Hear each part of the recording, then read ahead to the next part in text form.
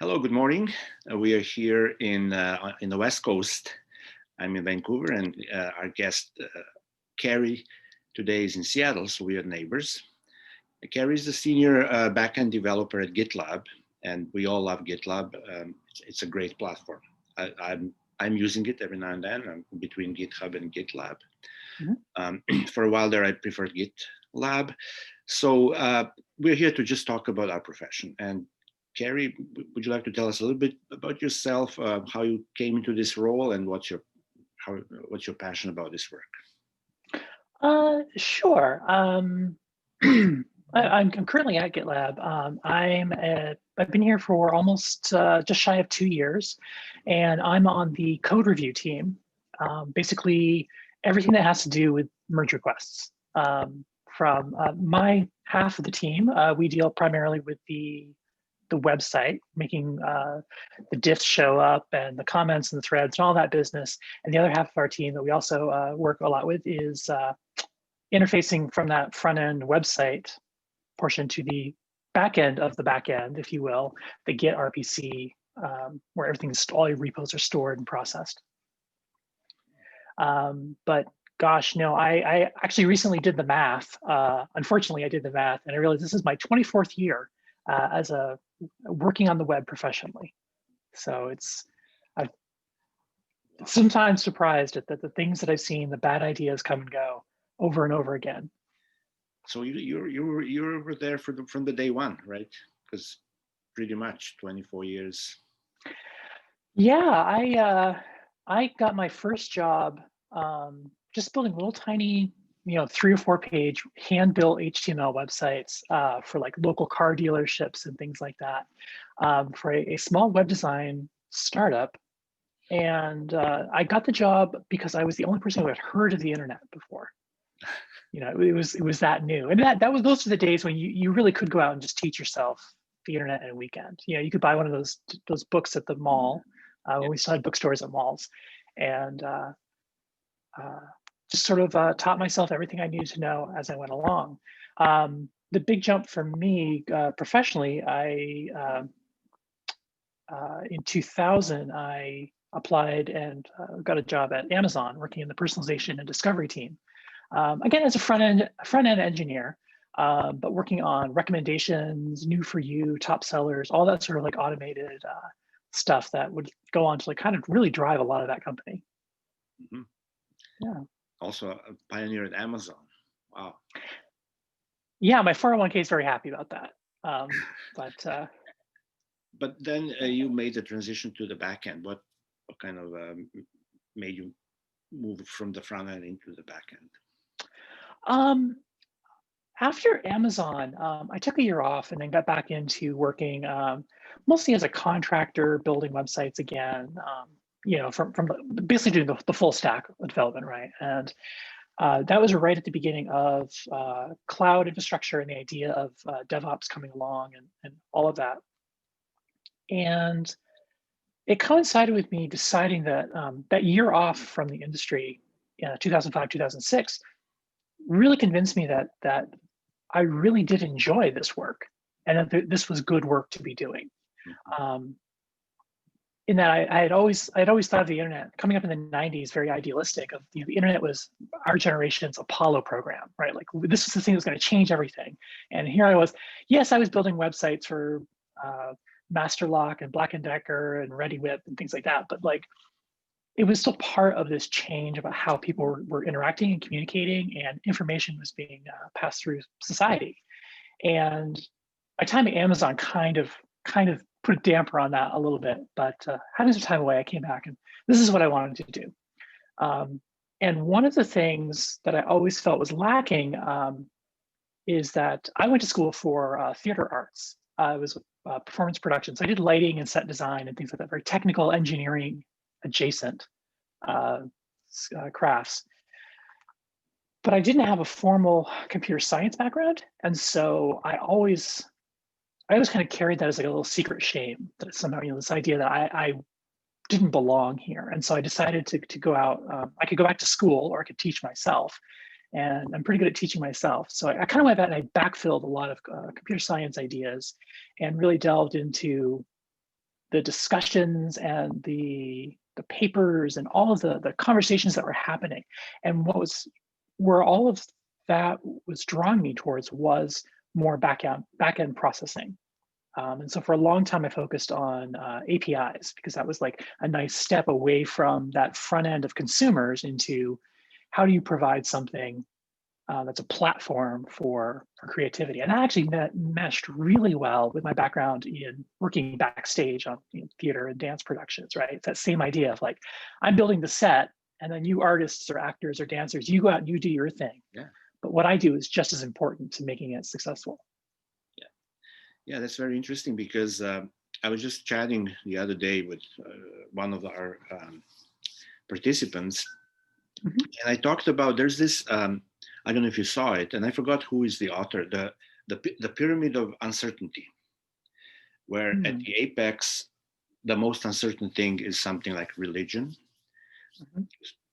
Yeah, I can believe in something, but I cannot prove or disprove it. That's impossible. And then you go a little bit notch lower, it's philosophy, and then we go all the way down to the bottom, where it's kind of full certainty will be mathematics. 2 + 2 = 4. Okay, that's certain. And then in between, like above mathematics, we have physics, then we have chemistry, then we have biology. No, sorry, physics, chemistry, then we have engineering, right? Hmm. Quite level of certainty is quite high in engineering.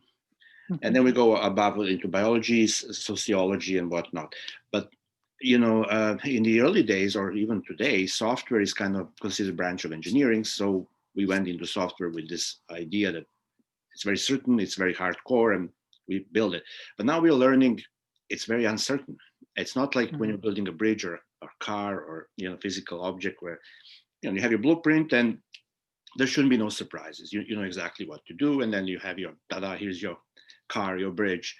But now we are thinking about what is software more alike. It's not so much like physical engineering. It's more like nowadays we're learning. It's more like making a movie or a TV series, where you have so many, like you say, so many players, and it's a lot of logistical nightmare. And your experience from theater, right, and from setting things up and organizing, probably is very, very fits very well into this new kind of revival of software, where we are kind of abandoning this silly idea that it's a conveyor belt where you assemble it, where you finish your widget and then next, and you just pump, like feature slamming or feature factory, just pumping it out. That's not how it is. So it's very, I think it's super precious that you have that experience, that you can probably shed some lights from that angle, that most of us have no idea how theater production goes, what's happening at the movie set. It's probably crazy, right? Oh yeah. Right. I've only worked on a couple movies, but it's madness. It's insane. But it's kind of similar when we're on teams here building complex. It's kind of similar, right? We have to, we have this DevOps, Agile, this and that, Scrum, all these things trying to keep things from falling apart.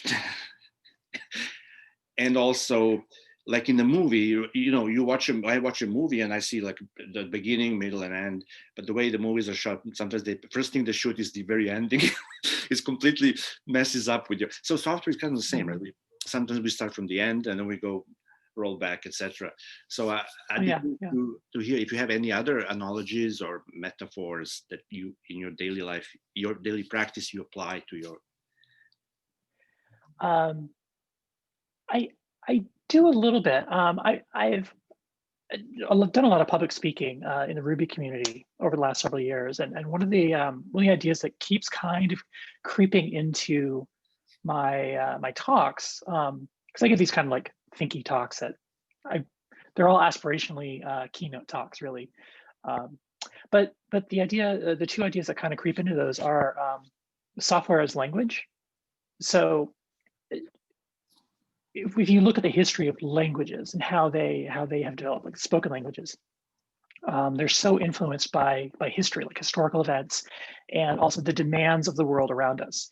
So we're able to, for example, reconstruct Proto-Indo-European languages by looking at words that are similar across geography. And so that gives us an idea of the geographical history.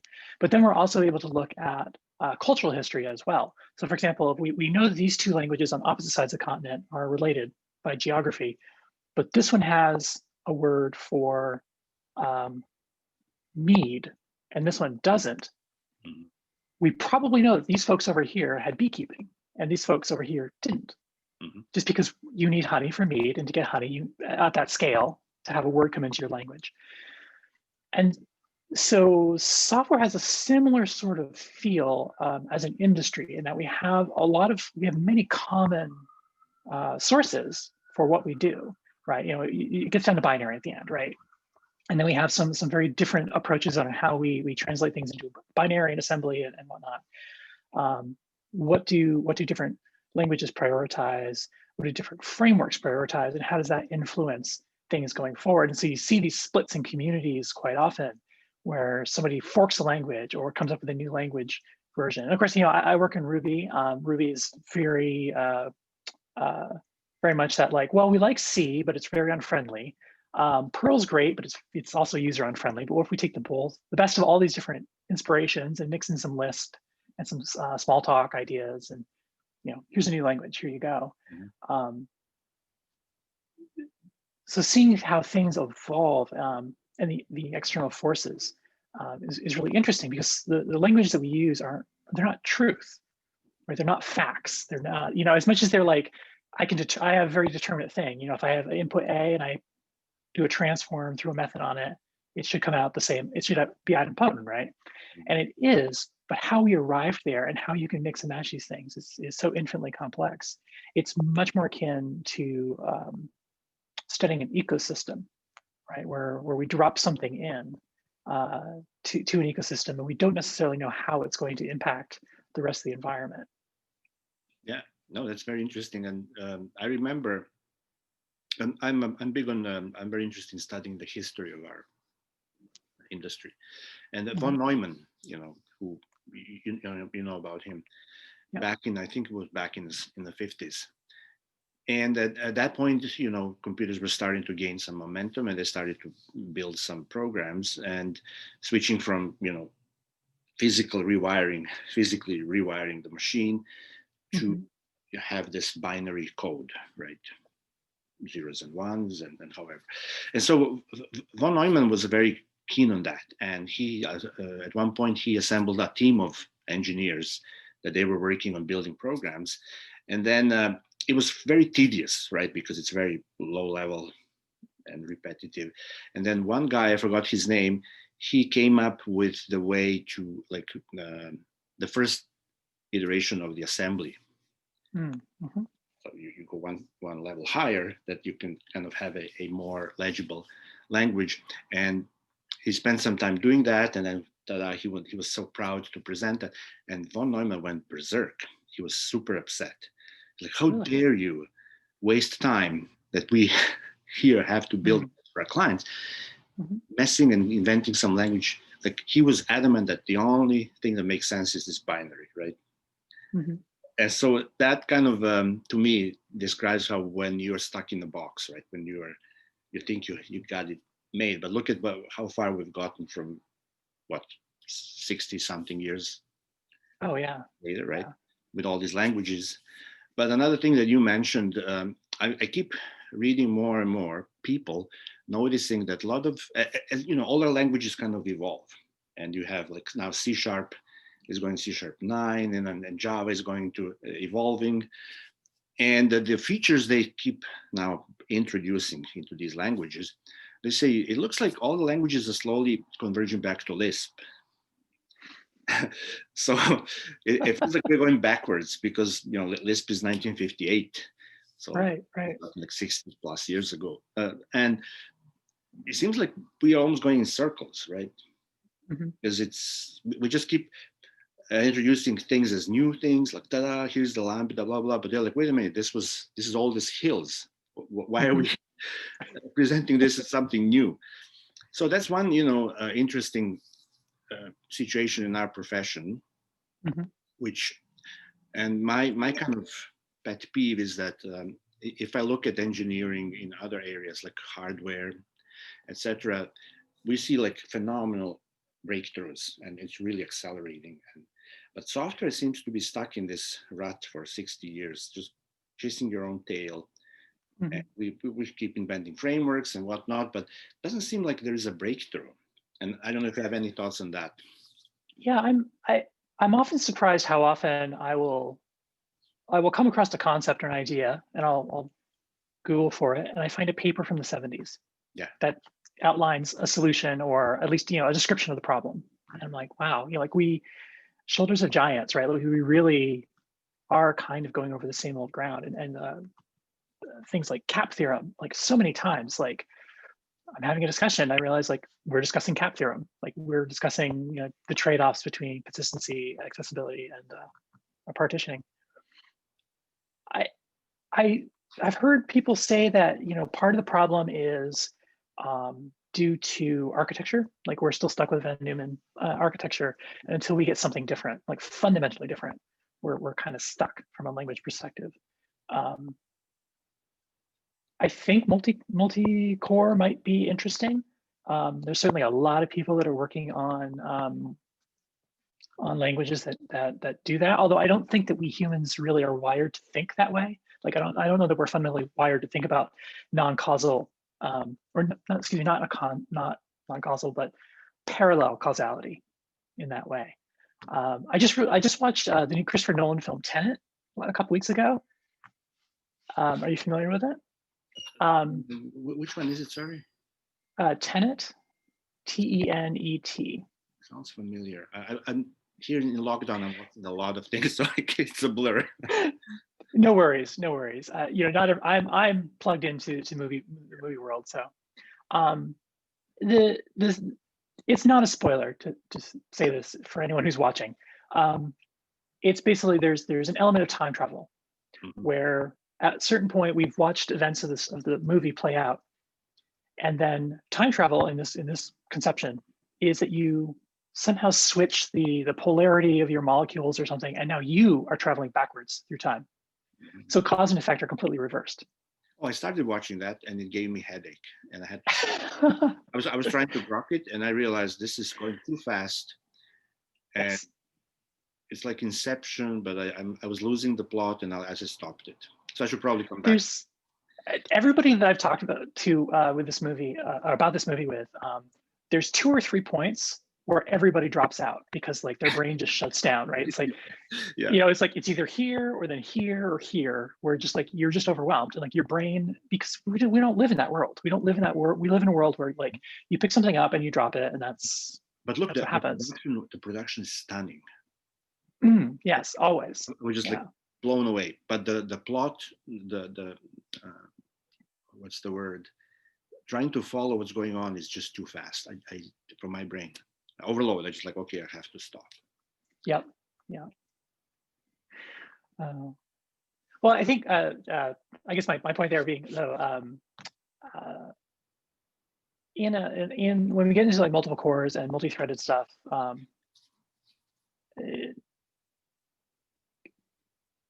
there's a lot of us in the industry, like we're the bulk of the industry. We didn't come up through that.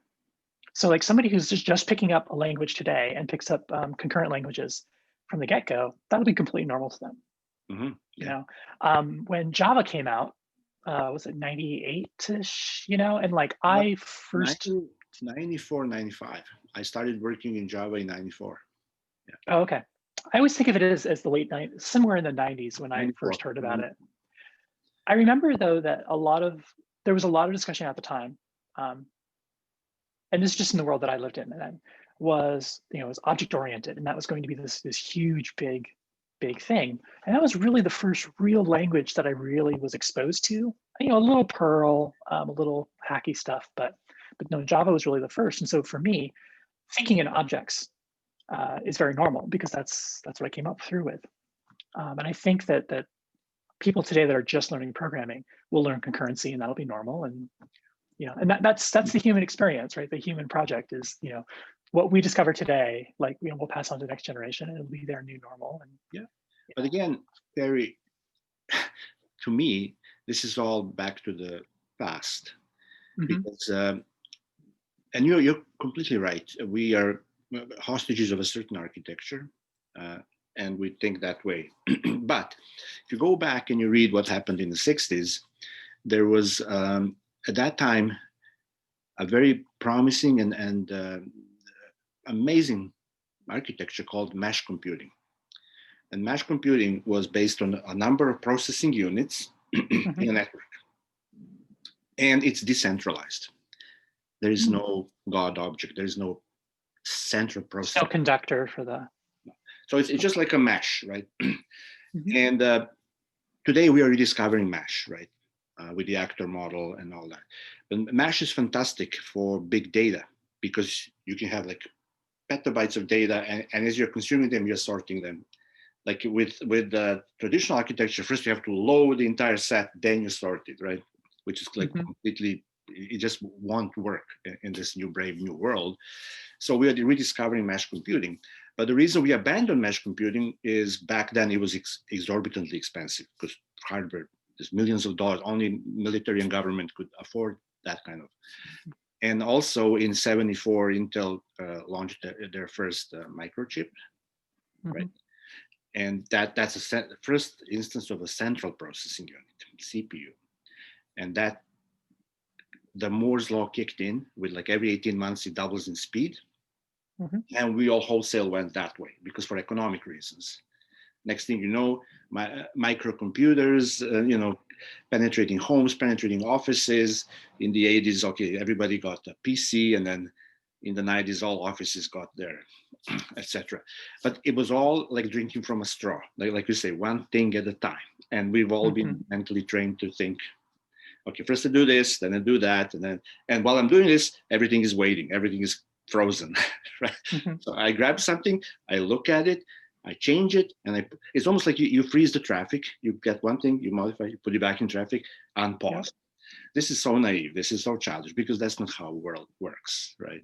And like you said, now we have to retrain ourselves, or maybe we can't. Maybe we have to wait for the new generation, fresh minds.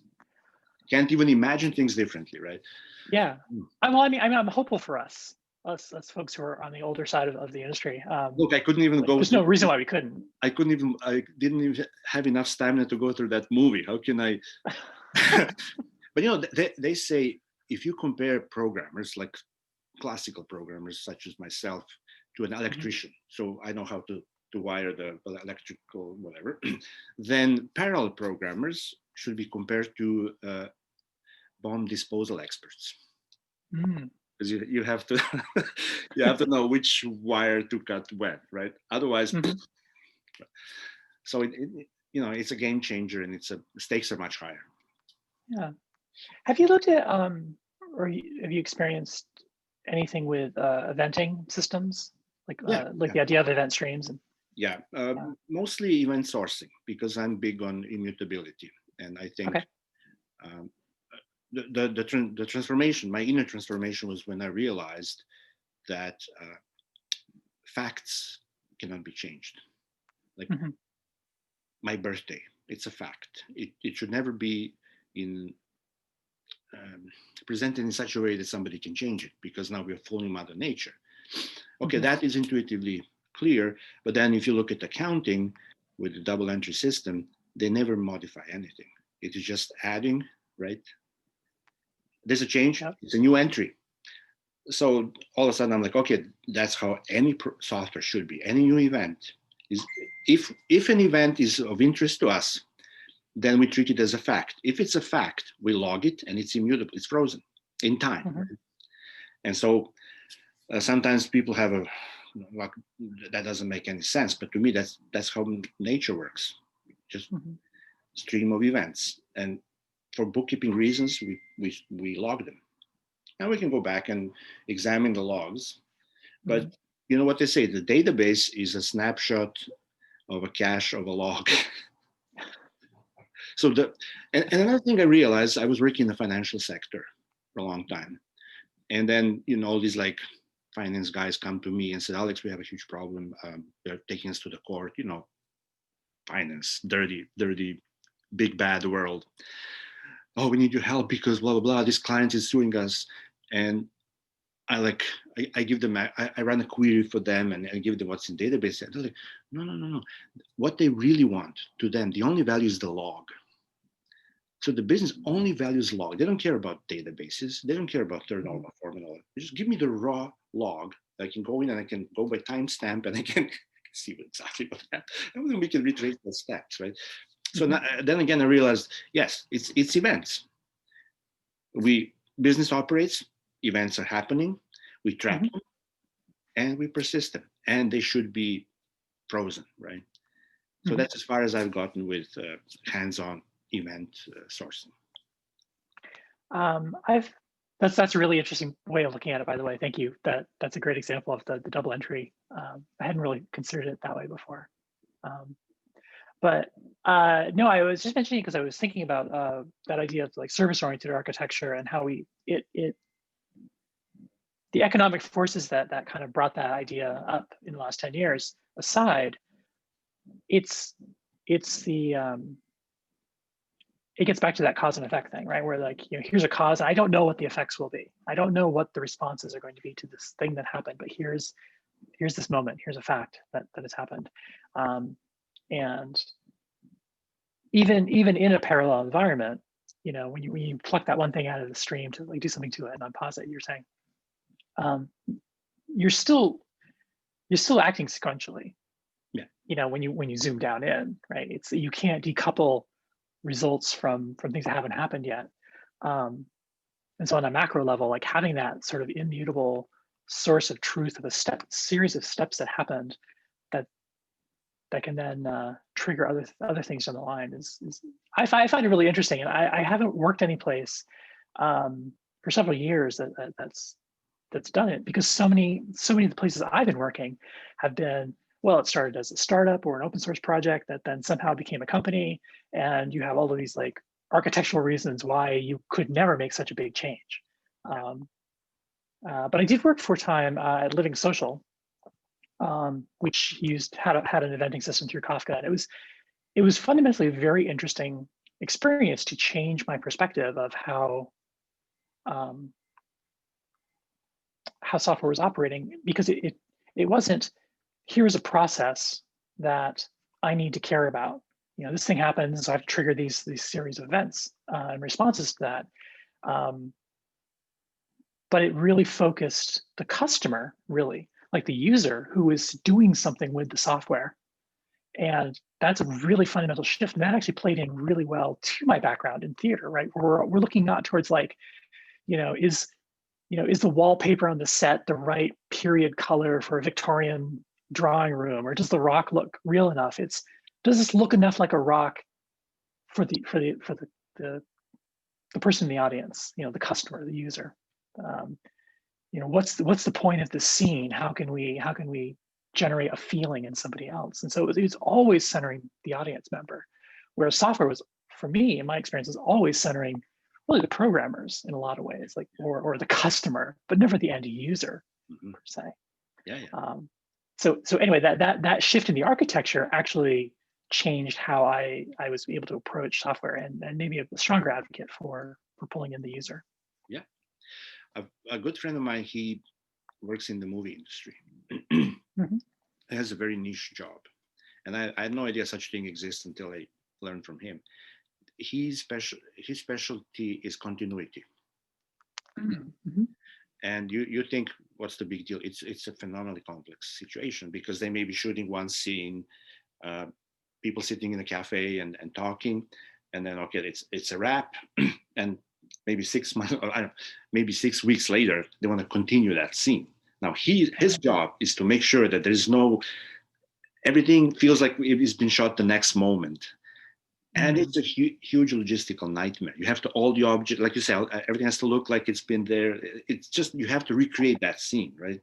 And maybe, again, from the end user perspective in software, we need to think about this continuity so that people are not startled. Because, from the end user experience, one thing I've learned is there is a principle of least astonishment. So if I'm using something, and I do something, I shouldn't be astonished. I'm like, well, this is the last thing I expected to happen. And that's another art form. your user's journey should be like smooth, so that everything feels so natural and normal and bam bam. And because we use software to accomplish some goal. Nobody just logs in just for shits and giggles and like, okay, I'm logged in. What's the point, right? So yeah, what was I trying to ask you? I can lost my train of thought, but the the parallelization, right?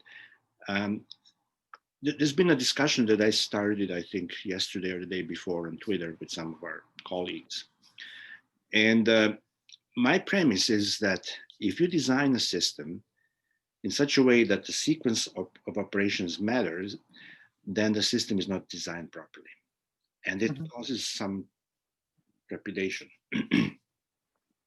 But to my mind, the best system, the most resilient system, is the system that is message based. So messages flying back and forth, and that's how things get done. And in that arrangement, I believe the sequence doesn't matter, because if I know what my job is and I need some information to do it, then all it takes for me is to subscribe to the change. I'm sitting here as a subscriber, and I will get pinged. Oh, this thing arrived. I grab it and I do my job, and I put it in another queue. That way, you don't need a God object that presides over everything. And like now you go now. You see, the system is self-organizing, right?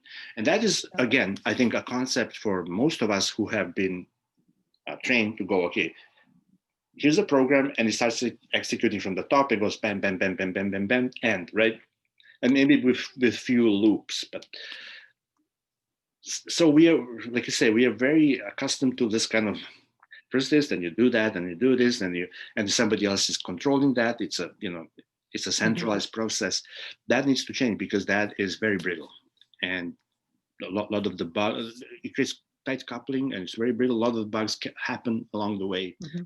And then, we get into a position, it's very hard even to replicate the bug. Yeah, I mean, you really have to be able to, as a human, then to be able to conceptualize not just the sequence of ABC, but A to B prime to C prime, and so on. So you have to understand every single possible branch of what could happen. And you may be sitting here with a hard evidence from the end user that says, okay, this is what happened, and there's a screenshot, and and here's what I did, and here's what happened. But when you do the same thing, it does not happen. You're like, okay, you cannot attempt at fixing it if you cannot reproduce it, right? Then it's a shot in the dark. And we want to avoid that. And I think the best way to avoid it is to design a system so that you can test it without having to slavishly go through some scenario, like first this, then that, right? Then it's way more resilient.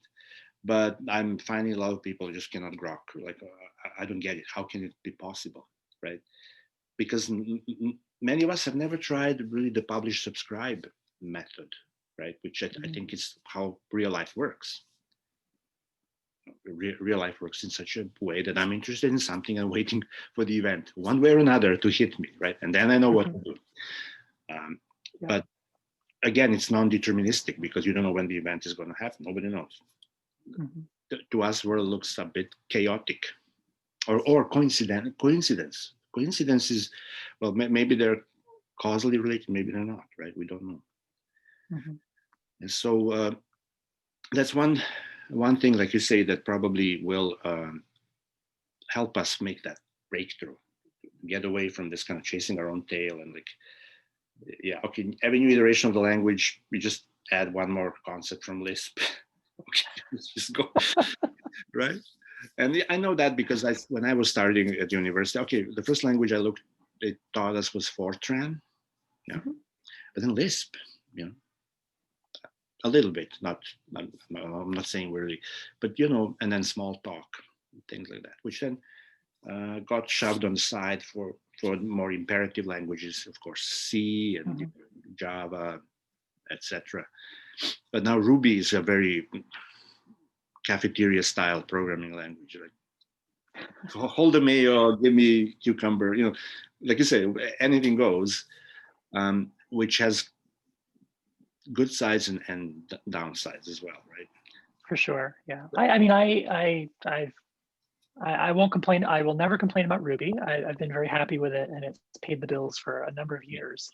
But every time I go out and just dabble with another language, work on a small project, in Go or even C. I went back and I had to do some C work a few years ago, and I hated it. It was miserable. After Yeah. 5-8 years of Ruby, but then I came back to Ruby and I appreciated it. Like I appreciated the things that it was trying to do, and I also saw some of its flaws Mm-hmm. much more clearly, and had a deeper, richer understanding of its capabilities. Yeah. That's for sure. Yeah. So I haven't been keeping really close tabs on Ruby lately. Any dramatic evolutionary changes to the language, or still? Um, yeah, I mean, yes and no. I mean, nothing super foundational. Ruby 3 was just released at Christmas, and it's really a performance release in many ways. It's incredibly fast now, and there's also a number of advances down pattern matching, starting to look into optional type declarations. Um, I haven't really dug into it because there are economic forces that force me to do a day job Yeah. every day, and then at the end of the day, um, I'm at a point in my life where I used to program on the weekends and evenings and do my own projects, and now I've got other stuff to do. Yeah. Yeah. Um, Yeah. but I know it's really interesting, and some of it is it's always those changes where, well, I don't understand why pattern matching is interesting. Mm-hmm. Like it seems confusing to me to have a method, four or five multiple methods that are named the same thing, but called different computational lambdas depending on what you pass to it. We do a lot of that now conditionally inside of method. Like if you gave me this, execute this line, otherwise execute that line. But so conceptually, I don't understand sometimes some of these things, but it's only because, again, like I don't have that exposure, and so I don't. They're solving problems that I don't have, and so I try not to look down on things like that. Docker in the DevOps world solves a problem I simply don't have, Right. because it's not the domain that I work in. So it's not a tool that I reach for all the time. Right. Now, you mentioned one interesting thing, and this is my experience from interacting with various developers. There was a point in time where I had a few friends who have been stuck in a little bit dinosaur, right? Working with some legacy tech, and they were like, they would like to get out of that rut and join more like modern or contemporary. And then I recommended Ruby. Yeah, make the transition from your COBOL, whatever, Java, whatever else. Sometimes stuck in some weird technologies like Cold Fusion or Delphi or Pascal, and C++, etc. So I'm like, okay, here's this startup. We have a lot of startups with Ruby. Join a startup and learn the ropes, and then oftentimes after a while they quit. And we're talking over beer, and like, why did you quit? It's like, it was driving me up the wall. I'm like, why? What's the point? What's the reason? And they all complain that Ruby is driving them crazy because it has so many ways to do one thing exactly.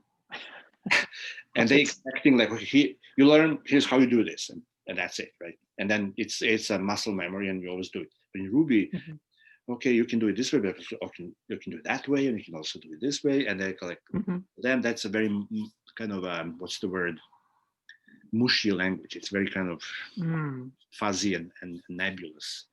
Yeah. So I guess it takes special mentality for somebody to be like, oh yeah, this is actually bonus. This is what I like about the language, this flexibility. Yeah, Ruby's really interesting to me because it seemed for a long time, I think this has changed a little bit in the last few years as it's really become a standard language. But there's a long time when like you would go to a Ruby conference and there would be a talk like, how do we get Ruby into the enterprise? Like how does Ruby become a mainstream language?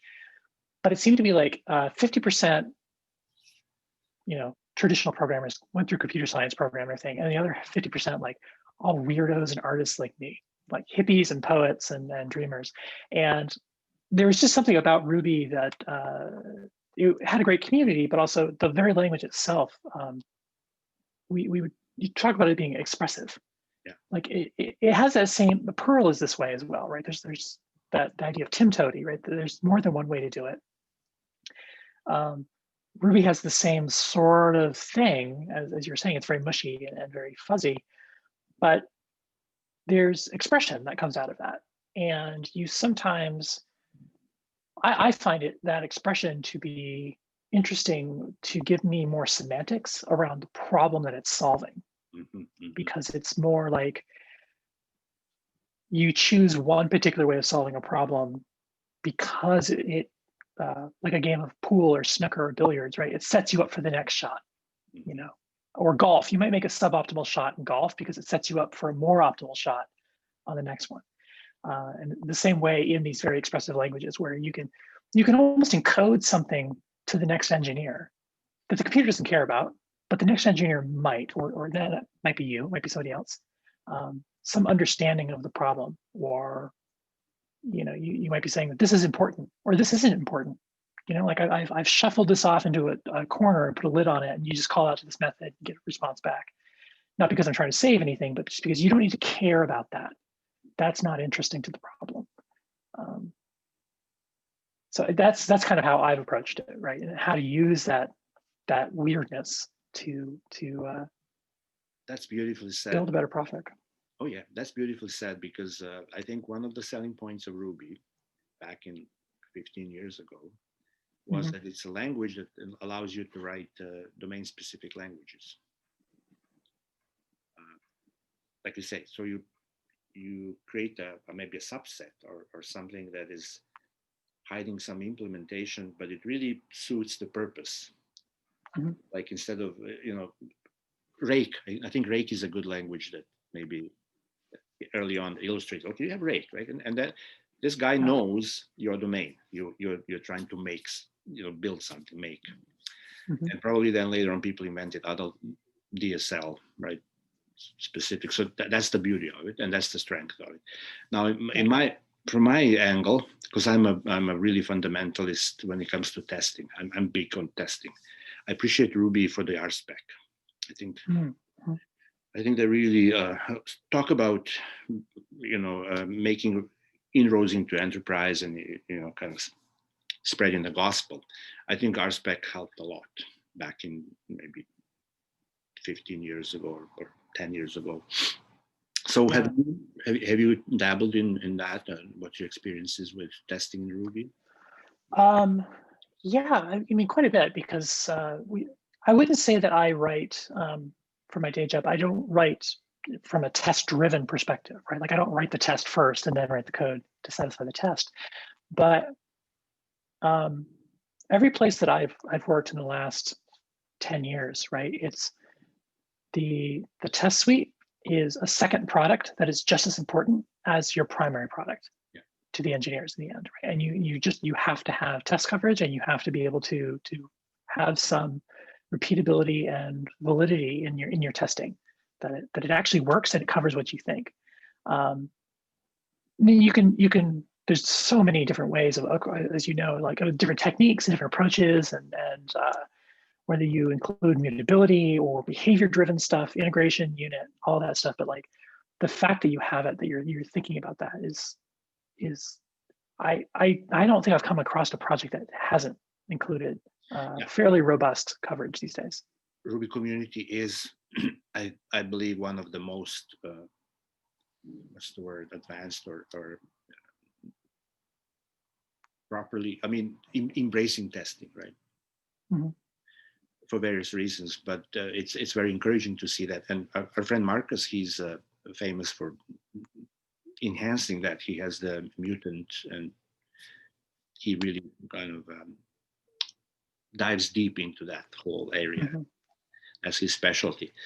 But one thing that I find surprising to me, because and this is just as a casual observer, is that Python took over took off. And is now becoming really a big star. Because for a while there was like, okay, Ruby or Python, kind of similar dynamic. Right. And I looked at both, and I'm like, I like Ruby better, Mm-hmm. And I thought Python is more academic. But now I guess because of, I don't know, natural language processing or something, it had a lot of libraries there and whatnot. Also, bam, it now, I think, took over in my experience, right? So really, I was surprised. How come Ruby did not like take the advantage of the new, because they were similar in a way, right? Yeah, there was a lot of interplay, and there's a lot of cross seeding of concepts. I mean, I really got into Ruby. It's like 2010, 2011.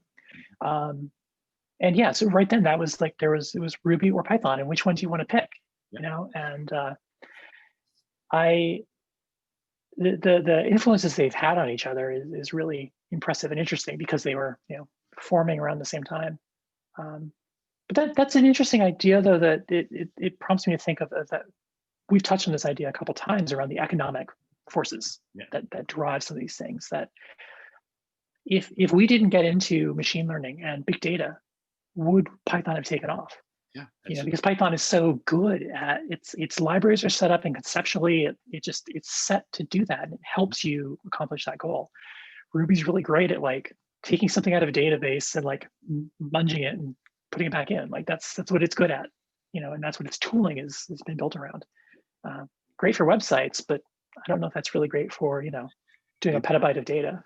You're right. I remember back in 2015, 16, like let's say 5 years ago, all of a sudden there was this big wave of chatbots, and replacing graphical user interface with conversational interface through Mhm. these channels. Like, because I think the idea back then was like most people actually spend time online chatting more than anything else. They're on Messenger or whatever back then was.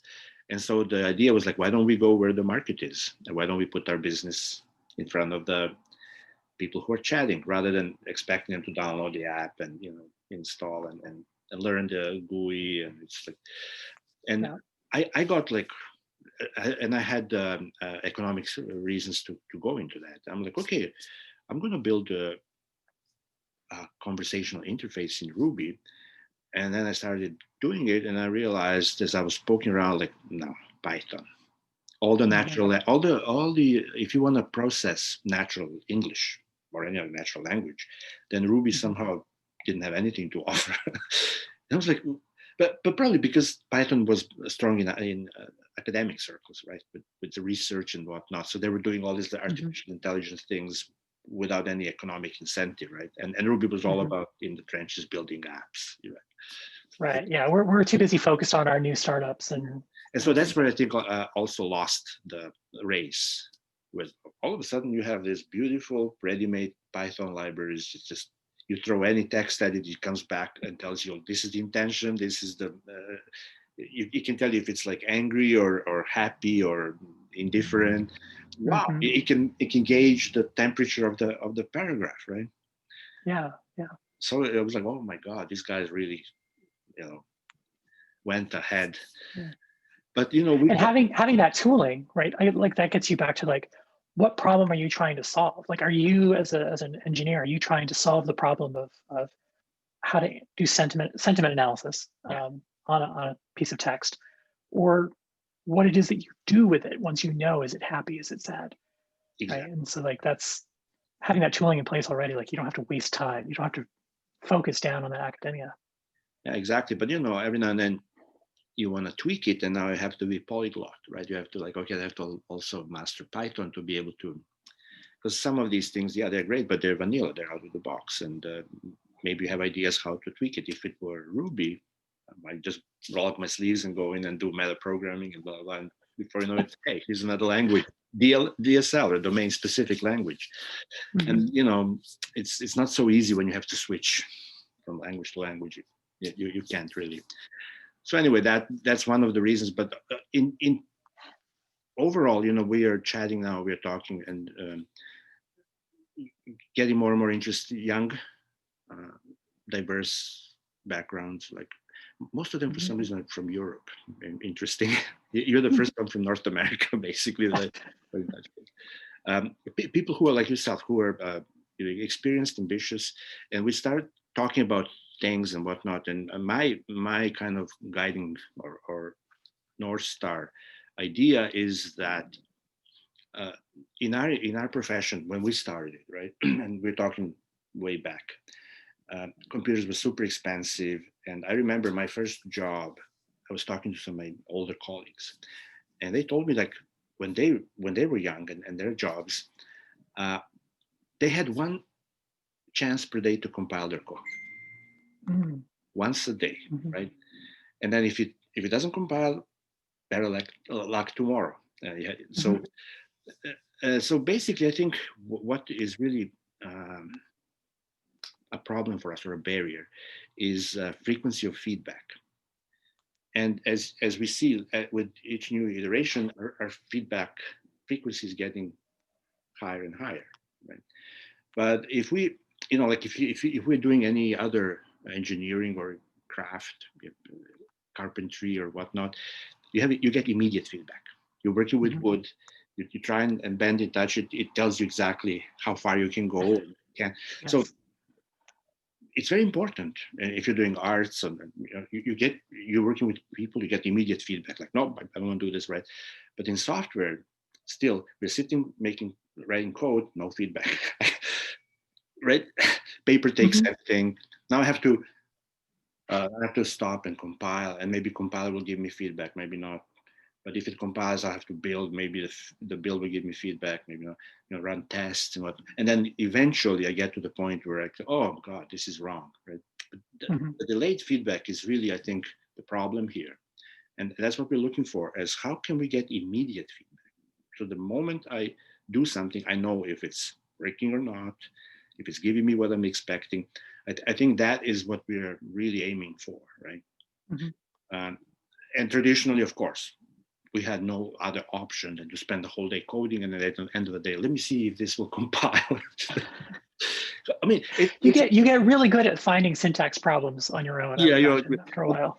In a way, I compare it to, if you go to IKEA, you buy a shelf and bring it home, you unpack it, and then you go into a dark room and try to put it up together. And you're feeling, you're touching, like, okay, and you're given like a couple of hours, like, okay, and then at the end of it, you flip they flip the light switch on, and you're like, oh my God, everything's crooked. This part doesn't belong there, because the feedback is delayed, right? Right. And so, in real world, in that example, sorry to interrupt you, but like, I'm just going to tell you it's a bookcase, but I'm not going to tell you anything else about it. I'm not going to tell you how many shelves it has to have. What are you even building? You're touching, you're feeling, oh, okay, this part fits nicely here. I'm gonna tighten the screw, and bend. And then you get delayed feedback later on. You're like, oh my God, this is all crooked and like doesn't look like anything. So, but in real world, the feedback is immediate. I come home, I open it up, I count all the parts. Yeah, everything's there, right? And then as I'm putting things, it's right there. I know what I'm doing. So I think that is a little bit of a problem that we are facing still in this profession, that I'm keen on the immediate feedback, and it's so hard to get it. And usually we hear something went wrong much later, at which point it's a very stressful occurrence. Like, oh, God, we had no idea that actually we broke something over there, right? Everything, works on my computer. Yeah. Beautiful. Everything works. Bam, bam, bam. So all that spooky action at a distance business. And then you put it, okay, let's put it out. And the next week you hear that everything blew up and you managed to wipe. Like, oh, see, and I think that is something that I believe we should focus on. How do we bridge that gap? Because I believe once we bridge that gap, then the quality, there will be much less bugs and much less uncertainty and ambiguities. Like, what do you mean? And again, if we have immediate feedback, I can always have, as I'm working, I can always have a end user or customer representative, or right there, and show them, like, okay, instead of saying, in the old days, they come and say, okay, what are you working on, this and that, when can you show us? Oh, let me cobble it together, maybe next Monday we can show you, right? and then you get feedback, and everything is so kind of, and we call it waterfall, right? Because it's so kind of, right? And that didn't, that gave a little bit of black eye to our profession back in the day when you spend a lot of money, nothing is satisfying, nothing is working the way they like it, and okay, back. So now we're trying to fix that with agile DevOps and whatnot, but still there's a lot of ceremony and a lot of delayed feedback, right? And one of the reasons that I think Ruby took off back, I think 15 years ago, is this kind of a more immediacy, dynamically typed, and bam, you can kind of easier, you do REPL, right, in the console, bam, bam, you can see exactly, you can play with your object right there. You don't have to fire up the app and go and navigate and click and retype some data to see if it's going to work, right? So that immediacy was what really won us over.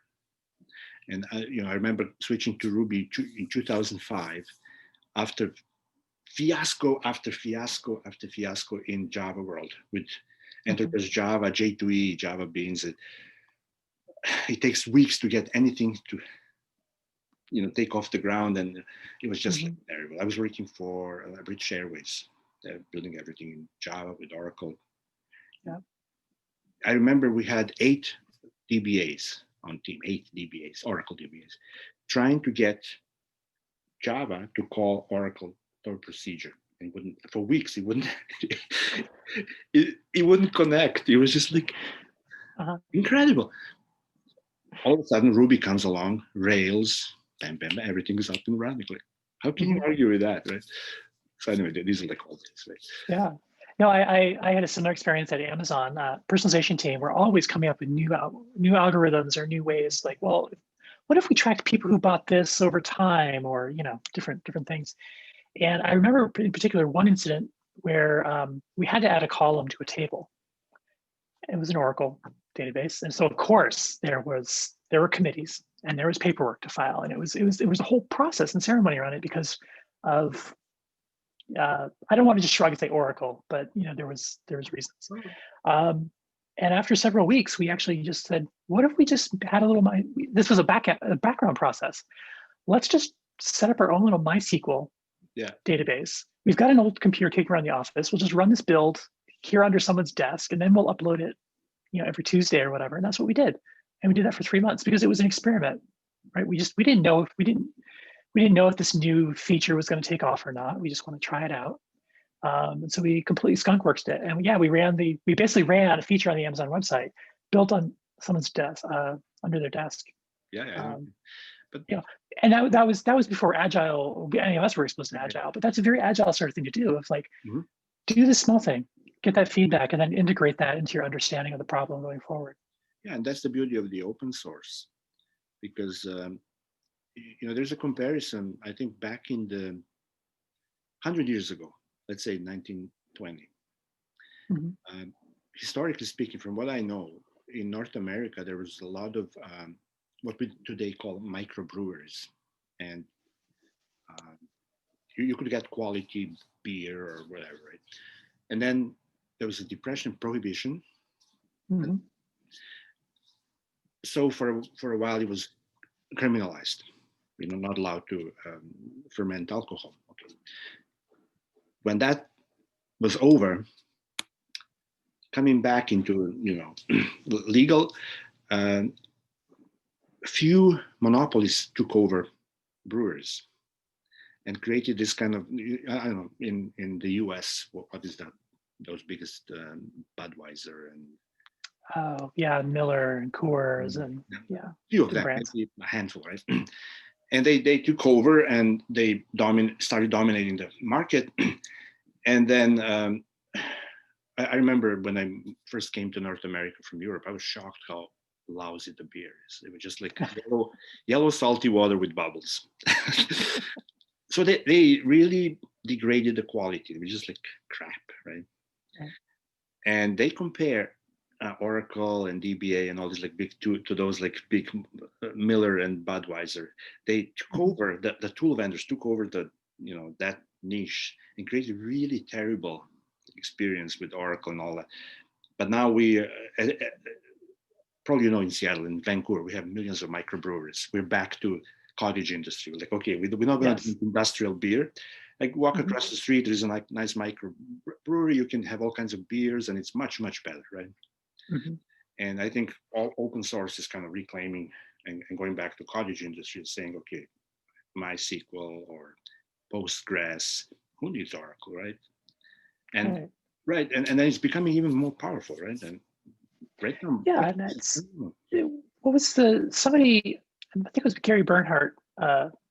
I'll give him credit, even if he didn't say it. He probably, he's smart enough to have said it. That idea that Unix is a chainsaw, yeah, right? It's like it's very small tools that are very sharp, but they're perfect and they're small, and you can chain them together any way you need to accomplish that problem. Versus like, here is your solution, right, yeah. for all of your problems in one application. Swiss Army Um, knife, and any of these like appliances kind of suck. I mean, it has everything, but you try and cut no, the pliers don't really cut. The hammer can, yeah, yeah, but it has. not quite what you want. Yeah, But it looks like never right. everything's there. So yeah. Yeah. Okay, thank you, Kerri. I don't want to keep you any longer. It's been an hour. No, Really this has been a pleasure. Thank you. such pleasure. Thank you for joining, and I hope we can chat again. It's very nice to learn about your journey and where you're at the moment. Yeah, likewise. Likewise. Thank And you so much. thank you, and we'll chat on Twitter. I'll post this and I will tag you. So All right. recording now.